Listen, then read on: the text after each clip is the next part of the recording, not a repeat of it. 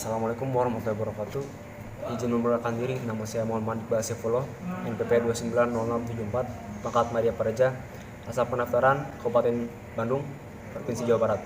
Di sini saya akan memaparkan materi mengenai prosedur pemeriksaan keuangan dan penjatuhan pidana terkait pelanggaran pengelolaan keuangan.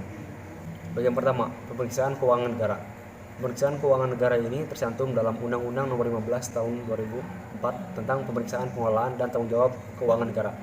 Pemeriksaan itu sendiri merupakan proses identifikasi masalah, analisis, dan evaluasi berdasarkan standar pemeriksaan untuk menilai kebenaran, kecermatan, kredibilitas, dan keandalan informasi mengenai pengelolaan dan tanggung jawab keuangan negara yang dilakukan oleh pengelola keuangan negara tersebut.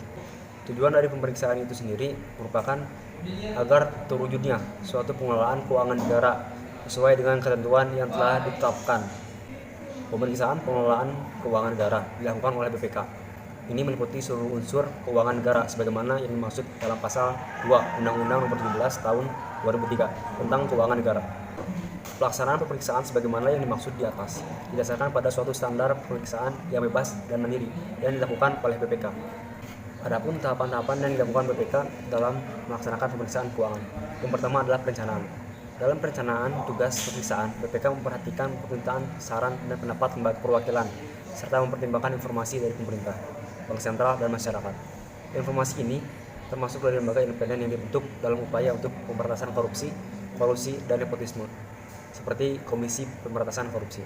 Tahap kedua adalah pelaksanaan. Dalam pelaksanaan, BPK dapat memanfaatkan hasil pekerjaan yang dilakukan oleh aparat pengawas internal pemerintah seperti inspektorat, pemeriksa, atau tenaga ahli di luar BPK yang bekerja untuk atas nama BPK. Dalam pemeriksaan, BPK berhak untuk meminta dokumen, mengakses semua data, melakukan penyegelan, meminta keterangan, serta memotret, merekam, dan atau mengambil sampel atau barang bukti. Yang terakhir adalah pelaporan hasil pemeriksaan. Laporan ini disusun dalam bentuk LPH atau laporan hasil pemeriksaan atas laporan keuangan pemerintah yang memuat opini. Opini sendiri merupakan pernyataan profesional pemeriksa mengenai kewajaran informasi keuangan yang disajikan dalam laporan keuangan yang didasarkan pada kriteria. Yang pertama, kesesuaian dengan standar akuntansi pemerintahan. Yang kedua, kecukupan pengungkapan. Yang ketiga, kepatuhan terhadap peraturan perundang-undangan. Dan yang keempat adalah efektivitas sistem pengendalian internal. Kemudian terdapat 4 jenis opini yang dapat diberikan oleh pemeriksa, yaitu opini wajar tanpa pengecualian, opini wajar dengan pengecualian, yang ketiga opini tidak wajar, dan yang terakhir adalah pernyataan menolak memberikan opini. Kemudian hasil pemeriksaan tersebut dilaporkan BPK kepada DPR, DPRD, dan DPRD sesuai dengan kewenangannya dan ditindaklanjuti.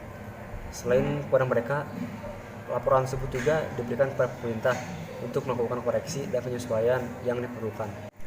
Kemudian materi kedua adalah mengenai penjatuhan pidana terkait pelanggaran pengelolaan keuangan. Ini tercantum dalam Undang-Undang Nomor 15 Tahun 2003 dalam pasal 24, di mana setiap orang yang dengan sengaja tidak menjalankan kewajiban untuk menyerahkan dokumen atau menolak memberikan keterangan, kemudian setiap orang yang dengan sengaja mencegah, menghalangi, dan atau menggagalkan pelaksanaan pemeriksaan, dan setiap orang yang menolak pemanggilan yang dilakukan oleh BPK, maka akan dijatuhi pidana dengan pidana penjara paling lama 1 tahun 6 bulan dan denda paling banyak 500 juta rupiah. Dan bagi setiap orang yang dengan sengaja memasukkan atau membuat palsu dokumen yang diserahkan akan dikenakan pidana dengan pidana penjara paling lama 3 tahun dan dengan denda paling banyak 1 miliar rupiah. Dan dalam pasal 25, bagi setiap pemeriksa yang dengan sengaja mempergunakan dokumen yang diperoleh dalam pelaksanaan tugas pemeriksaan, maka ia akan dikenakan pidana, yaitu pidana penjara paling lama 3 tahun dan atau denda paling banyak 1 miliar rupiah. Dan yang kedua, setiap pemeriksa yang menyalahgunakan kewenangannya sehubungan dengan kedudukannya atau tugas pemeriksaan pidana penjara sekurangnya 1 tahun dan paling lama 5 tahun dan atau denda setinggi-tingginya 1 miliar rupiah.